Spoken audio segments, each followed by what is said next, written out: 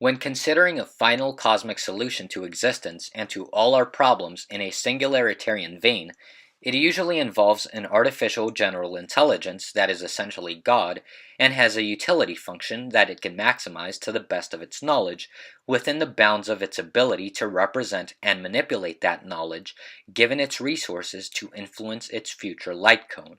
However, I think that there is a moral problem that is not addressed even by the most optimistic thinkers, such as Ray Kurzweil or Ben Goertzel, and this is the problem of the past. What I mean by the problem of the past is something which is very dear to our moral sense. It is very important to having a coherent sense of justice, and yet it tends to be the case that post-religious, secular worldviews and the moral frameworks derived from these do not do enough to address this particular important concern. It is a concern for the past lives that are absurd and tragic if they exist in a reality in which they do not have a future resurrection or continuation that amends the unfairness of their initial existence. So consider that, life may be exploding with meaning and profundity and fun for uploaded minds in virtual realities where they have complete eudaimonia, can shapeshift their information bodies into novel spaces and merge with other consciousnesses.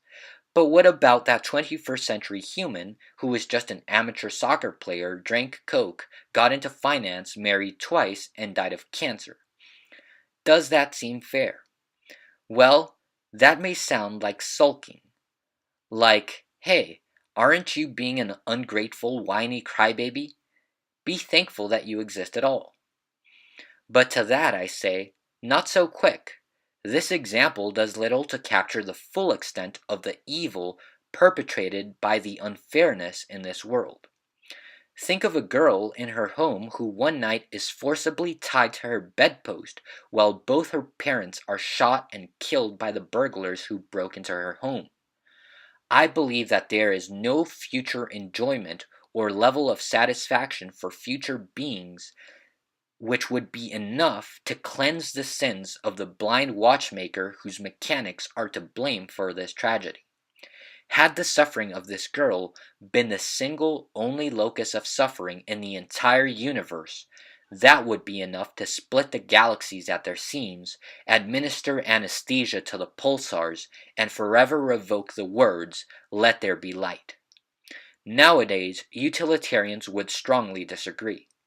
They believe that the endless rivers of blood spilled by evolution unraveling amidst the chaotic motion of particles in the environment, all of that is not so bad as long as the plenitude of well-being is far greater in the future numerically. They take the total value at t final, subtract the value at t initial, and if the value is positive, then just like that, these kinds of thinkers would have the tortured cries of the dead drowned out in a sea of eudolons. But if you are like me, you say no. First we avenge the dead. Easy to say, of course, but this presents a tremendous challenge. Even when already imagining surmounting tremendous challenges such as femtoengineering guided by superintelligence and other almost stupidly powerful technologies. Why is justice for the past beings such a problem even for a highly imaginative materialist? Consider the problem of block time. That the past is just as real as the present and the future, if you take relativity seriously, as we must.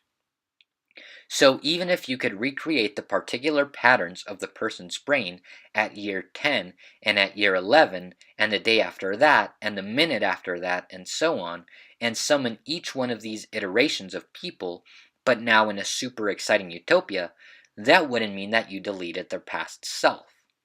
If we take block time seriously, then even when the universe seems to end by stretching apart due to dark energy, there are actually still people in the past, equally real as the future. There is no global now moving forward. But that is obviously going against our first-person intuition, and hence there is at least some sliver of hope that this worldview is not true and only seems to be true. Different ontologies and epistemologies exist. Some trust their first-person intuition, even though science has again and again shown this to be a mistake. So I personally would not look for a refutation of block time from an inner perspective, but maybe from quantum gravity or whatever more fundamental, highly explanative and predictive theory of physics is revealed later on. And even there, I think it's going to be hard to ever make sense of something that does away with the implications of the fact that observers in different frames of reference can have different perceptions of whether a given pair of events happened at the same time or at different times, with there being no physical basis for preferring one's frame of judgment over another's. It's hard to see how this could ever not imply eternalism. So there is probably not ever going to be hardcore justice. If only it was as simple as imitating Christianity, it might actually be possible. If all that we had to do was program an AGI to reconfigure us as we were the last moment before we died, and forget about all the issues of identity and past selves being equally real and quantum branches, then that would actually be possible.